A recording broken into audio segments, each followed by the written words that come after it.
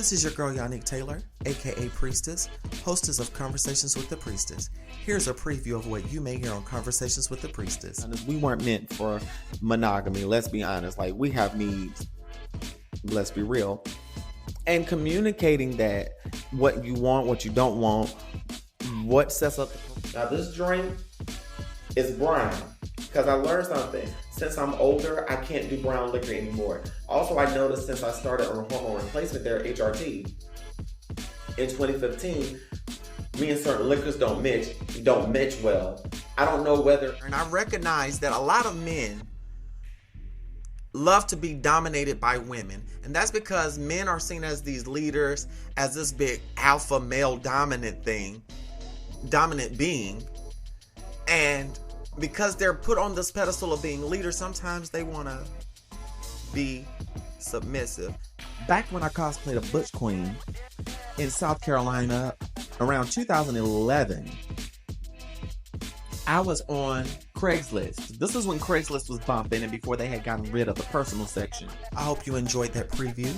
Join me on Wednesdays at 9 p.m. for Priestess After Dark. Full video versions of the podcast can be found on patreon.com/CWT Priestess, and join me on Fridays at noon for our regular Friday post. Live, love, and be free. Smooches. Available on Spotify, Apple Podcasts, YouTube, anywhere you download and stream podcasts. Hey, what's up, my royal priesthood? On this episode of Conversations with the Priestess, trigger warning. This episode will be dealing with religious trauma, church trauma, abuse, and various types of transphobia. I want you all to use caution and use your wisdom and discretion when listening to this episode. I'm not doing this to just vent, but I'm doing this to help other people recover from church trauma and religious trauma. So anybody that's interested, I will also have resources available to help you as well in my show notes. Live, love, and be free. Let's start the show. Hey, what's up, everybody? This is your girl, the Priestess, never your mistress, Yannick Taylor.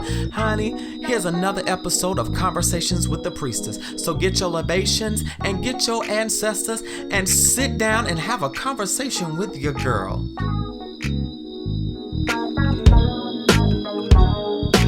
You're beautiful. You're beautiful. You're beautiful. So beautiful. Hey, what's going on, my royal priesthood? It's good to be back, y'all. It's your girl, the Priestess, never your motherfucking mistress. I am back with another episode of Conversations with the Priestess, and all I'm going to say is unique. Oh, no, unique. Oh, drop it like I thought it, drop it like I thought it. You can put your name in whatever she's. Oh yeah, honey. I've been having a good time. You can get it tatted if you want to. Look, I have been in my Renaissance era since July the 29th. And it's so funny that not only did Beyonce drop an album, my girl Avery Sunshine dropped 4 songs and a bootleg.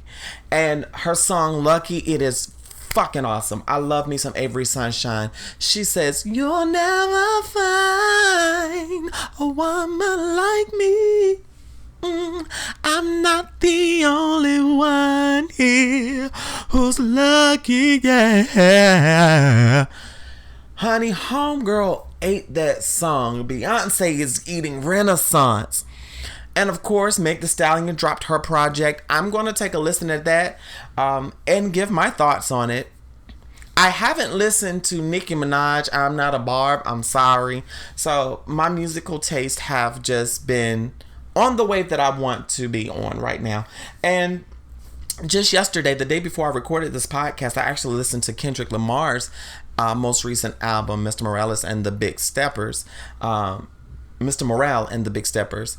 And it gave me what I needed while I was out exercising.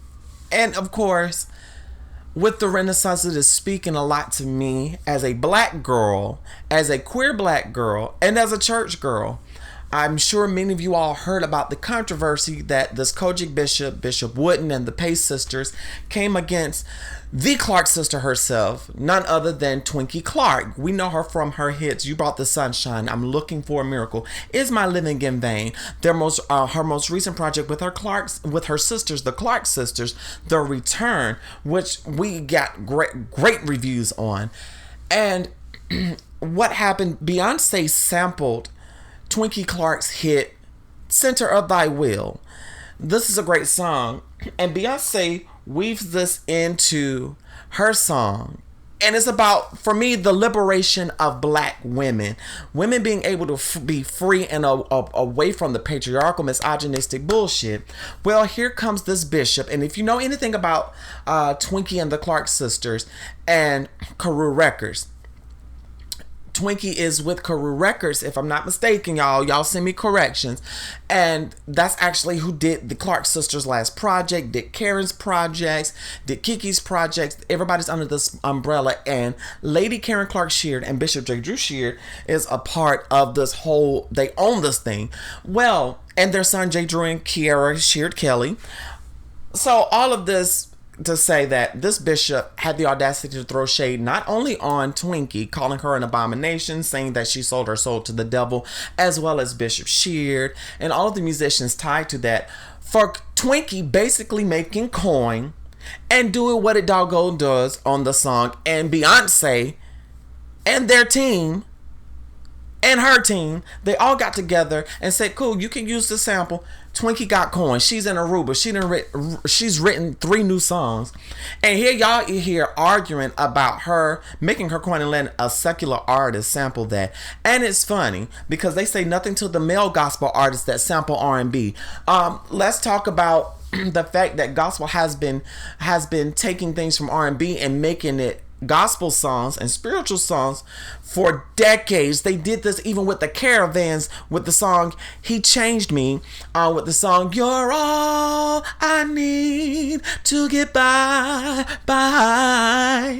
They did all of that on that song. So you heard a lot of this, and I just find the hypocrisy. I think it's really about a black woman doing her thing, and they don't want a woman, especially in the Christian church, to get too high and mighty. But not only that, they did the same thing to her mother, the late Dr. Maddie Moss Clark. Many of you all saw the movie, the Clarks, the First Ladies of Gospel, the Clark sisters movie. And then also, if you know Clark sister history, it was a big thing in the 80s when Dr. Maddie Moss Clark and her daughters performed on the Grammys, and they came down hard on Dr. Maddie Moss Clark, mainly because she's a woman and she was making the Church of God in Christ excel with the music department. Let's not forget her contributions to gospel music, to music, period. Without Dr. Maddie Moss Clark, we would not have the dynasty of the Clark sisters. We would not have Kiara Sheard, who's been birthed by her mother. It's a whole lineage thing. And just the going back and forth about this album has been funny. I'm not going to even talk about the whole Khalees thing. All I'm going to say, it was an interpolation. Go look that up, okay? But it's been funny. And even seeing some of my white gays are like, well, I tried to get into Beyonce's album, but I really couldn't, like, it's just not for me, Am I the only one who feels this way? I'm like, yes, honey, you are the only one that feels that way because you're a white gay. She did this album for black people, for black women, for black queer people, for black trans people, for the black queer community. And I'm loving the fact that Honey Dijon and my girl T.S. Madison are now on the Billboard. Not only that, Kevin Jay-Z Prodigy, all of these figures in ballroom, these icons in ballroom, Miss Honey samples, all of these things, and I'm trying to keep up with a certain time today, so I'm not trying to call out everything, but y'all, this has done something for everybody. Twinkie Clark's on the Billboard. Any artist that is attributed, your name is on the Billboard, baby. Like, just calm down. But that's where I've been with the Renaissance album. And I can truly say this has been a renaissance for me. Over the course of the last couple of months while I've been away, and many of you know that of the living situation that I'm in and the whole me leaving religion and Christianity and really finding myself, it has been one hell of a journey. One of those journeys that I took was actually a couple of months ago. I went and bought me some tarot cards. I got an erotic tarot deck, and then I ordered a classic deck. And I built my altar in my room. And I've started reconnecting with my spirituality. I've always wanted to do tarot, but me being in the Christian church, we heard so much about, when you do tarot or talk to a psychic, you're letting the devil in your house and shit goes wrong, shit gets knocked over and shit. I'm like, okay, yeah, scare tactics, but I'm like, some of y'all that's saying that y'all are heavy into astrology and all of that, but y'all want to come for African spirituality, voodoo, hoodoo culture, and anything that's not Christian. Okay, so, and I'm going to piss some people off with this. They call what we do with tarot called divining or divination, which meaning we're seeking answers by supernatural means. We're communicating by supernatural means. But I'm like, isn't that the same thing that the Christian people do in church? Don't they do divination when they anoint themselves with oil or in order to communicate with God, they go through this ritual of praise and worship? Help me make it make sense, y'all. So I'm like, it's all the same thing, but because you're serving this Jesus, this Christian God, no offense to my Christians out there, you're basically damning everybody else, which is another thing, but hello. But I'm really discovering myself spiritually, mentally, and emotionally. Even how I listen to music has changed. Just listening to Beyonce's most recent project, listening to some of my oldies but goodies, listening to artists such as Tupac that were kind of forbidden in my household, listening to Wiz Khalifa, and must I say, y'all, Wiz Khalifa is a fine man. I'm sorry, Wiz Khalifa is a fine man. I don't know what it is about him. Oh my God, he can just snatch me up and make me feel like a woman any day. But anyway, I've been listening to his music. I went and listened to, as per my cousins, they, said, girl, you need to start at the Cushion Orange Juice Project. And I did it. And I must say, it was pretty damn good. Matter of fact, I'm going to listen to that while I'm at work today.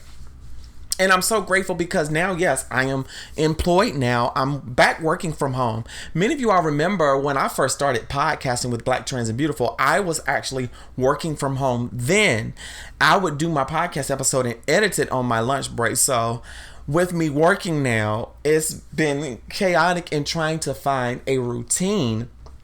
But I think I've gotten it down now. And it's just been one hell of a journey. A bitch even got her nose pierced, y'all. Yes, your girl got her nose pierced. I said, I want to get my nose pierced. I wouldn't do it because this whole idea of me being in front of church and all of that, yada, yada, yada. But then also, I was trying to wait until I got my facial feminization surgeries done. But at this point, I'm just going to take it as it is. But I went ahead and got my nose pierced. And I got it done on the left side to represent my feminine energy. And I did my research before I did it. And this celebrates the woman that I'm becoming. And I'm loving where I'm at now. I am thankful that I'm able to really live my truth and say, fuck what my family says, fuck what church people say, fuck what anybody else has to say. I'm living my life for me. I'm happy. Let me be happy. If you don't want me to be happy, then that's your problem. I have nothing to do with that. But as for me and my house, bitch, we gonna be motherfucking happy. So I'm in a place where I'm getting back to me. And this was a place I had started getting to in like 2010 when I first came out as queer. And that whole journey of finding myself, and then a few years later, boom, I'm transitioning. And even with the transition, I'm finding myself. Like, as I transition, it's not just a transition for me, and especially for gender, is not just physical, but is mental, spiritual, and emotional. And I understand what people meant by that. Now that I've reached a certain point in my womanhood, I've noticed that spiritually I've transitioned, mentally I've transitioned.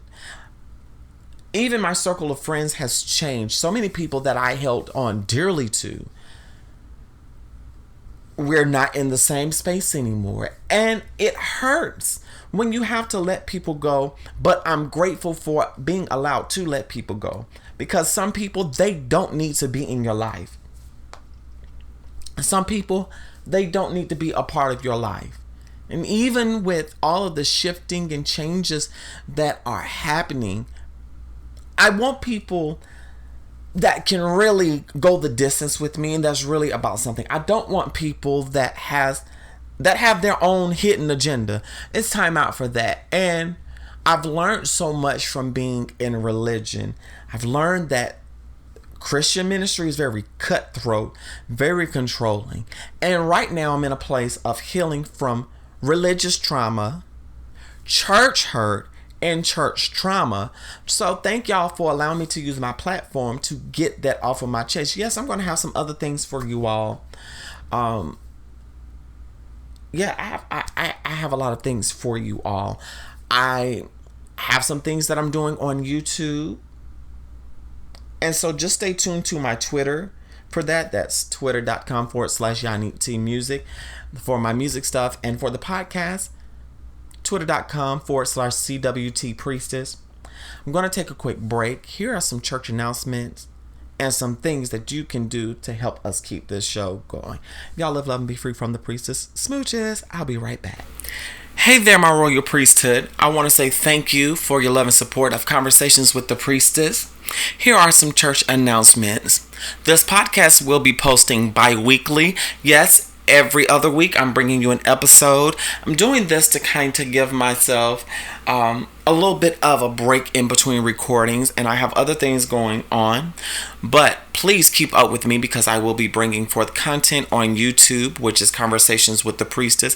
Also, if you are a trans, gender non-conforming, non-binary, gender fluid, TGNC person of color that happens to be a nudist or naturist, I want you to go and listen to my podcast, Naked Colors. We have some great topics there, and it's coming from a new perspective. Please go, and you can find this on Spotify Podcasts, anywhere where you download and or stream podcasts. Don't forget, with any podcast that we have posted here, please leave us a 5-star rating and let us know how we're doing. Leave us a review. Don't forget to share and tweet me when you listen to this podcast. Again, that Twitter is twitter.com/CWT Priestess. Again, check my show notes. Live, love, and be free. Let's get back into the show. Welcome back. So when we left off on the last episode of Conversations with the Priestess, I was getting ready to go into me transitioning socially, and I guess I'm going to say religiously at this point. Mind you, I was presenting as my true self outside of church, but when it came to ministry and at pastor teacher's request, it was noted that he wanted me to just wait so he could quote unquote talk to the archbishop of the organization that we were in.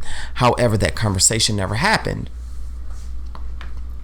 And just going further with that, there was an incident around about 2017, 2018, where I went through a severe mental breakdown.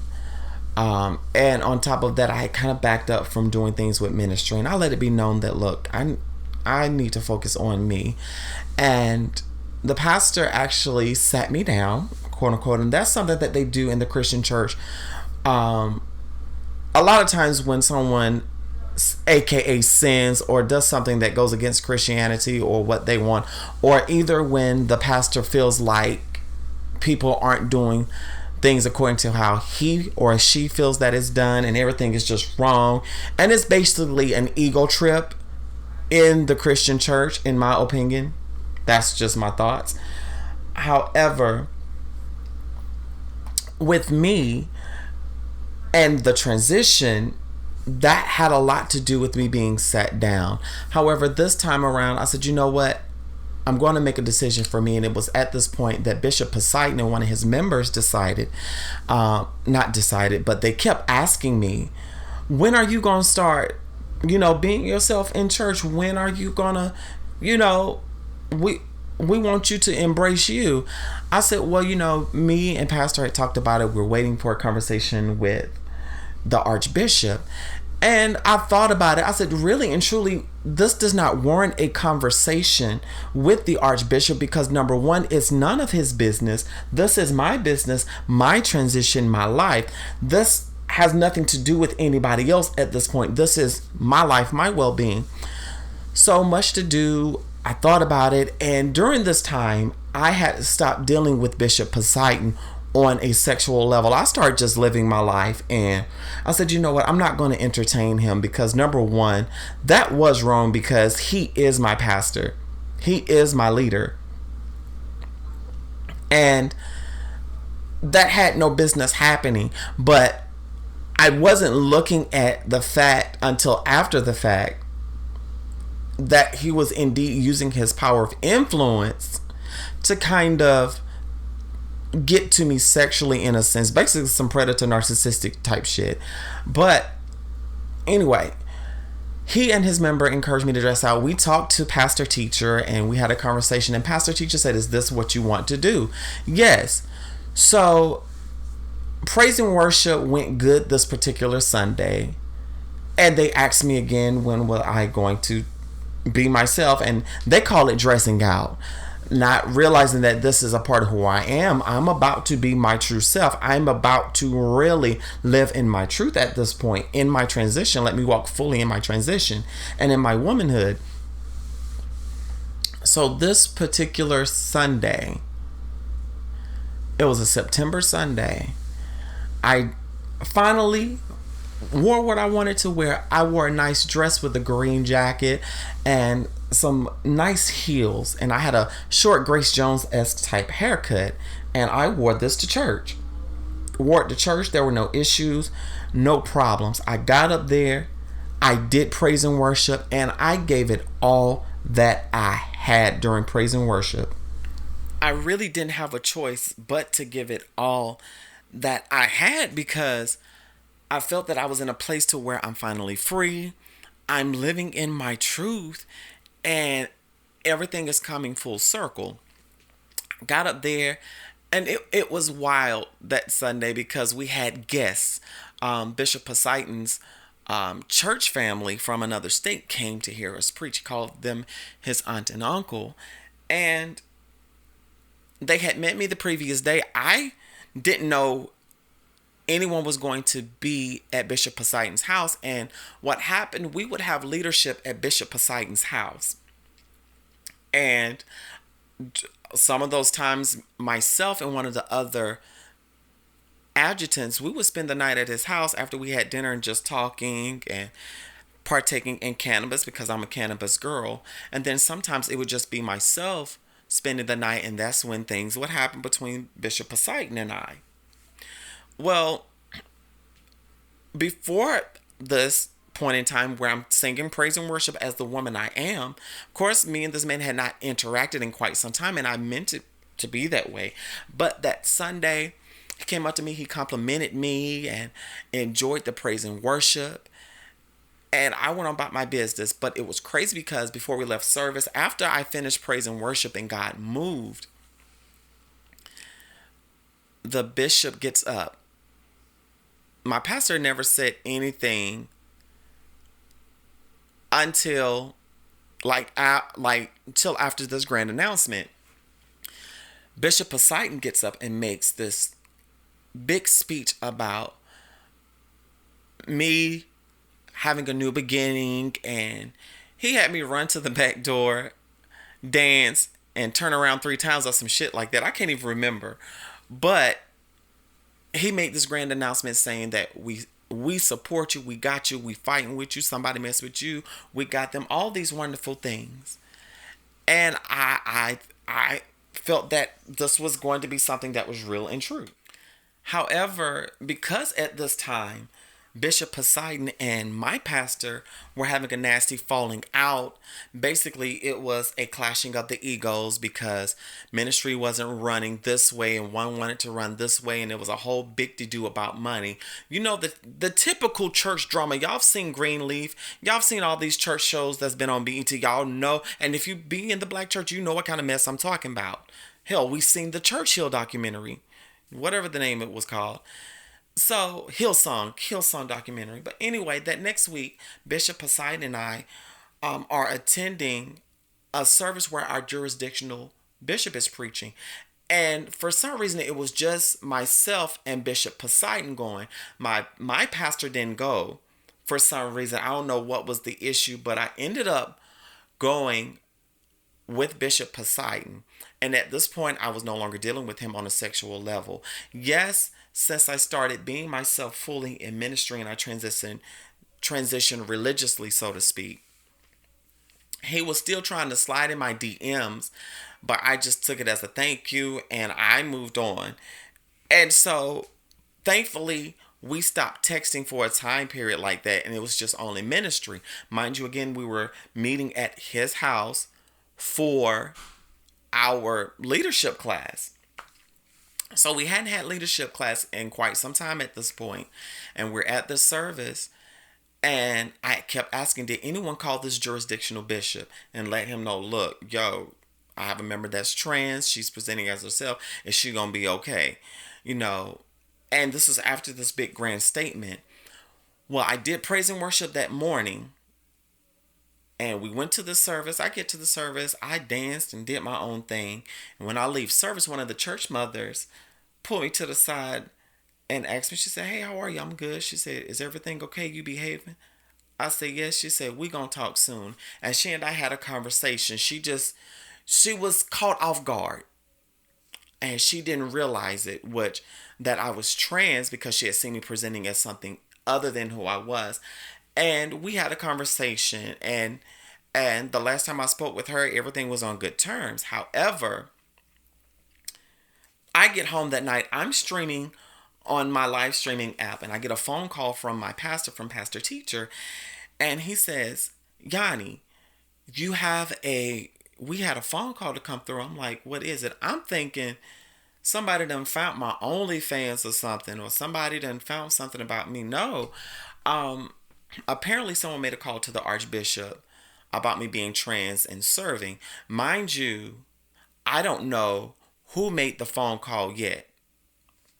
It was never revealed to me, which is not important. And to this day, I still have questions about the validity of this alleged phone call. But there was a phone call made, and I got a call from my pastor. And my pastor was asking me, am I okay? And things. And he's like, well, they told me that because you're trans and the bylaws state that you cannot serve. However, we looked at the bylaws. The bylaws actually has a clause against homosexuality, and they actually lumped in gender identity with that. This is old, archaic 80s and 90s language in the bylaws of this organization.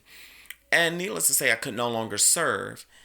And I'm upset. Everyone that rallied behind me was upset.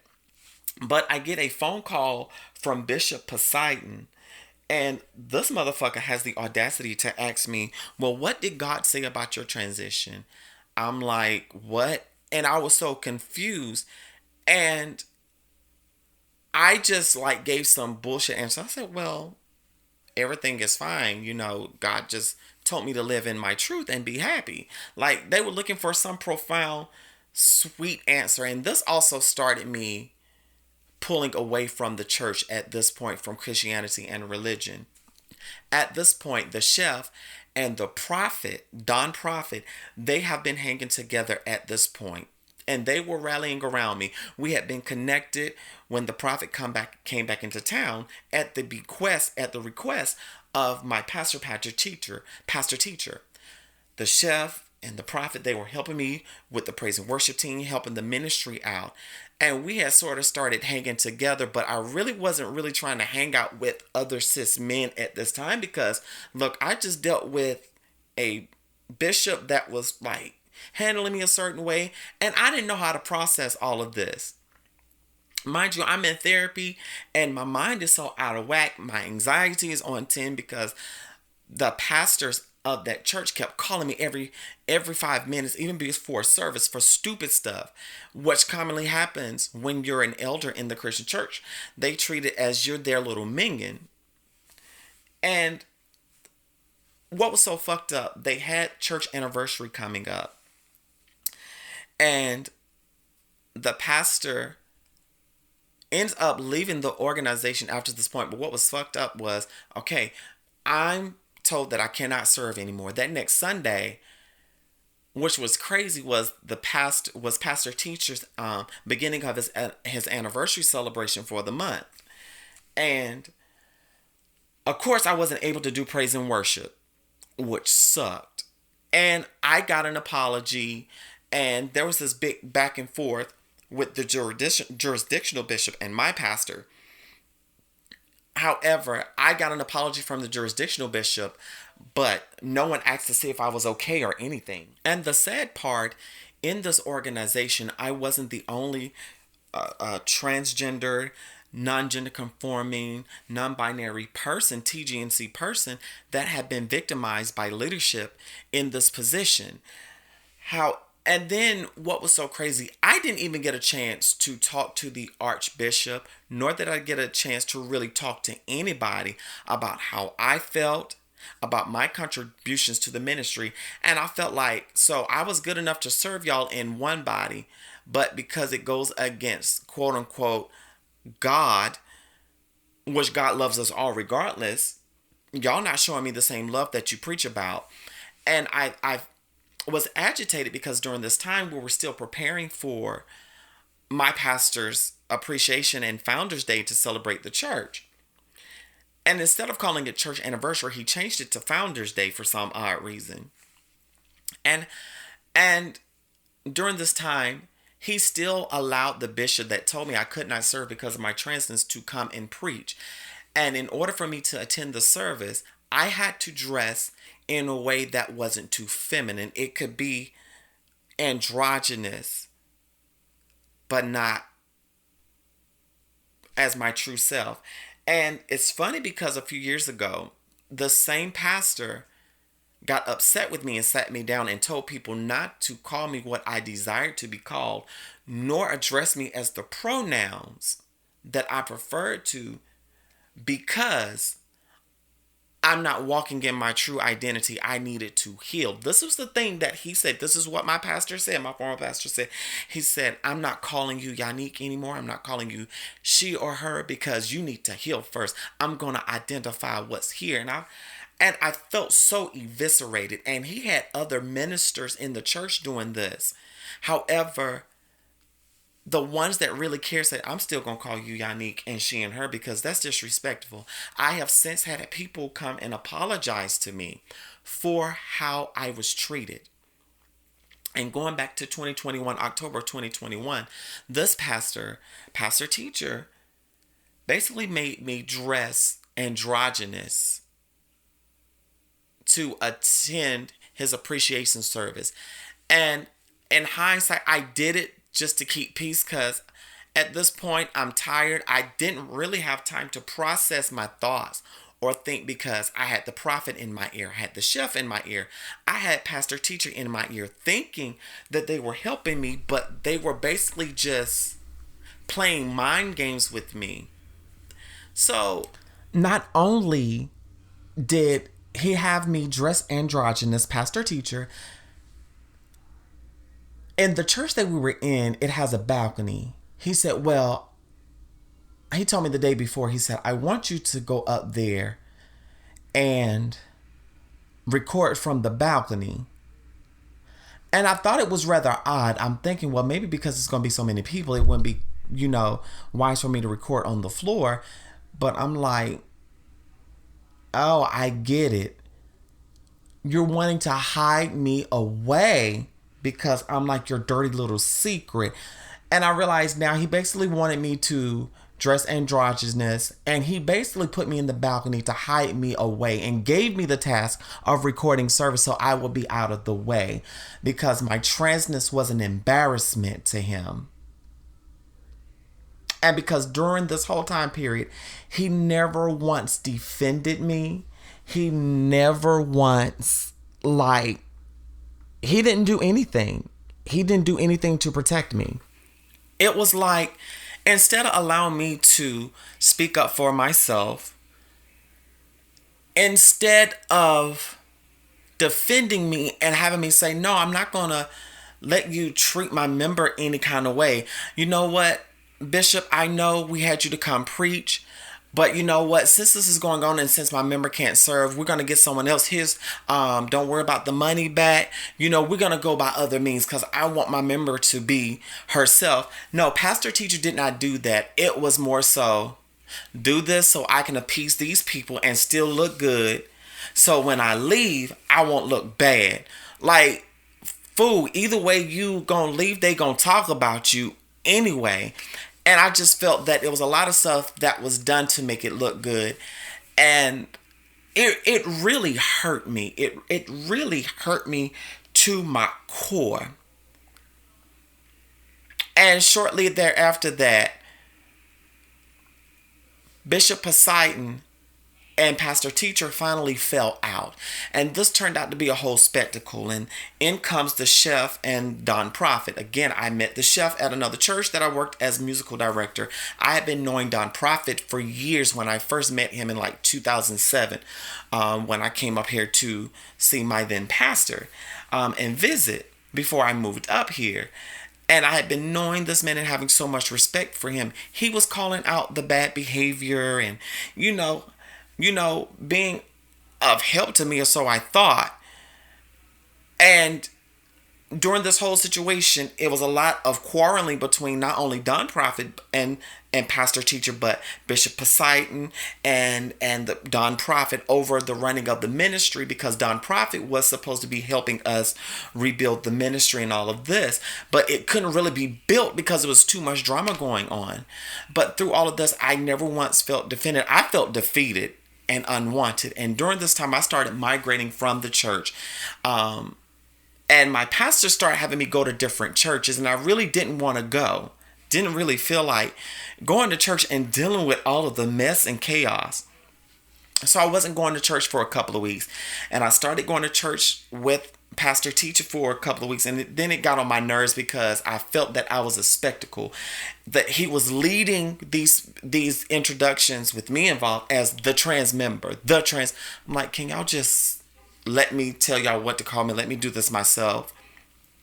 And I started trying to get comfortable back going to church, but I couldn't get comfortable. And it was disrespectful for him to ask me to go to the church where allegedly somebody made a phone call about me. And knowing this was triggering, I sucked it up and just went, realizing I could have said no at this point, but still in the mindset, I don't want to disappoint leadership. I don't, want to disappoint God. God, is this your plan? Feeling like this was an actual plan from God, when it actually was not a plan from him at all. It was just I was in a religious cult and a mess. And at this point, Bishop Poseidon leaves the ministry after a big blow up. And after me having this whole situation, and in around about October, I then finally told my pastor about the relationship that Bishop Poseidon and I had. And I didn't know how to feel saying this. I had just picked my former pastor up from work, and we were talking. I said, can I tell you about something? He was like, what? I said, everything's been kind of chaotic and I've been off. He was like, yeah, what's going on? I just finally told him. I started off with, well, I've been in an entanglement with someone. And it was like, yeah.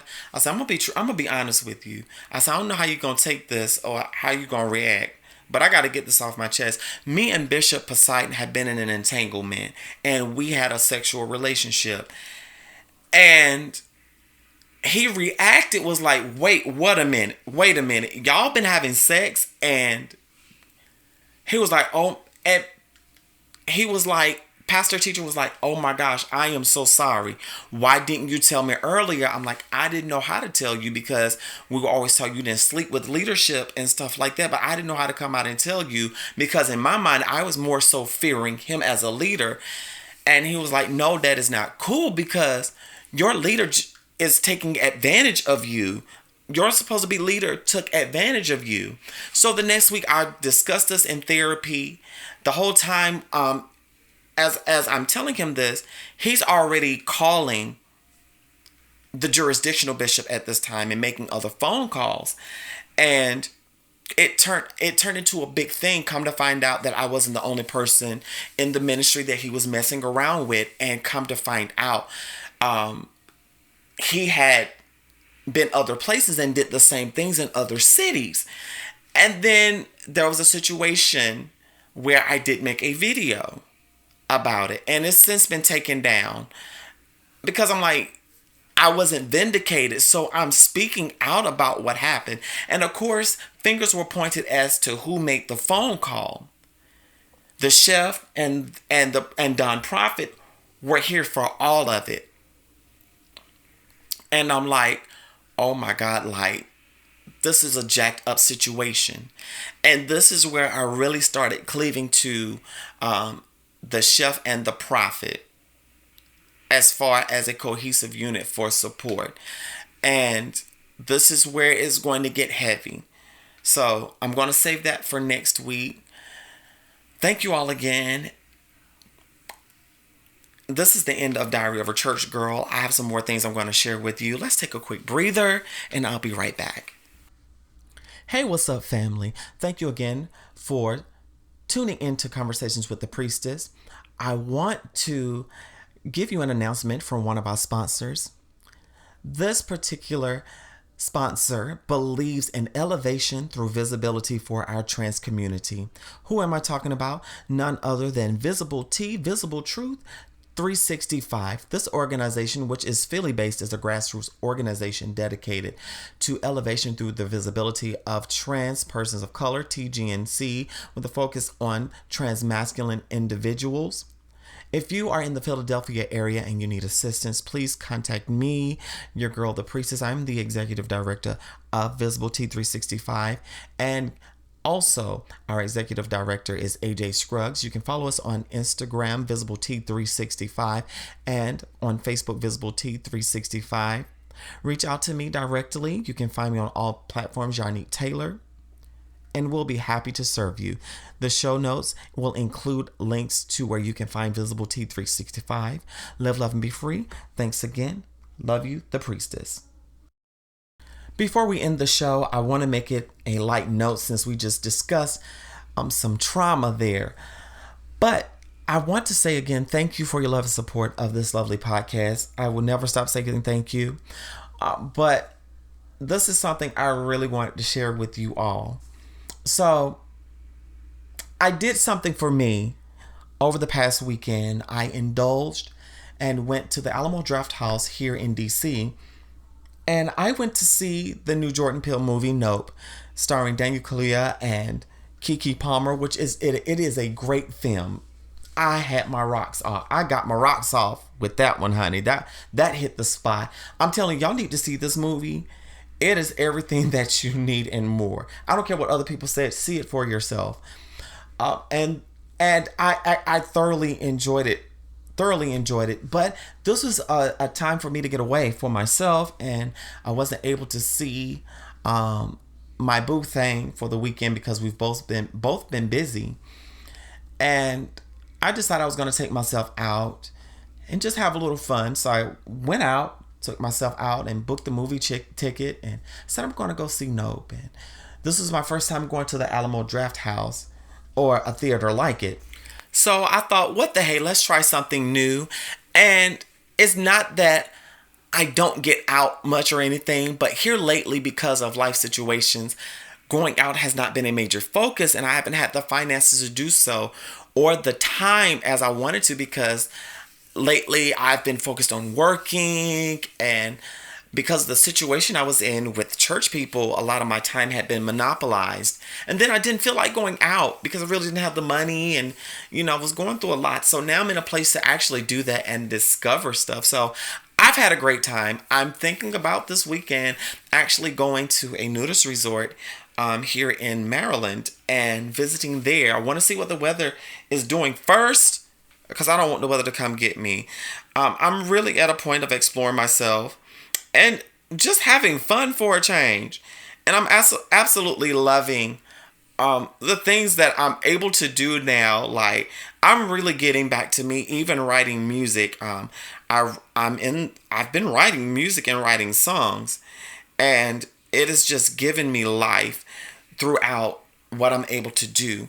But being able to just go to the movies and explore my area, ran into another bar I might try to go to this weekend, get a couple of drinks, do something for me. I'm gonna really enjoy my weekend. I'm really gonna enjoy my weekend. That's what I plan on doing, is enjoying my weekend. And what better thing to do than just enjoy life? Enjoy your life. And I said that to say this, baby, go enjoy your life. Fuck everybody else's opinion. Fuck what everybody else have to say about your life. Live your fucking life for you. You only get one life to live. If people can't understand that you're a free individual, well, fuck them and let them wallow in their own bondage. Because it is not your responsibility to set any other motherfucker free. I'm going to say it like this and I'm going to go. Child, don't waste your time on people that Harriet Tubman would have shot. With that, I bid you adieu. Have a great rest of your week, or whenever you're listening to this. Have a great day. Have a great weekend. Just have a great everything. Love, and be free. Smooches.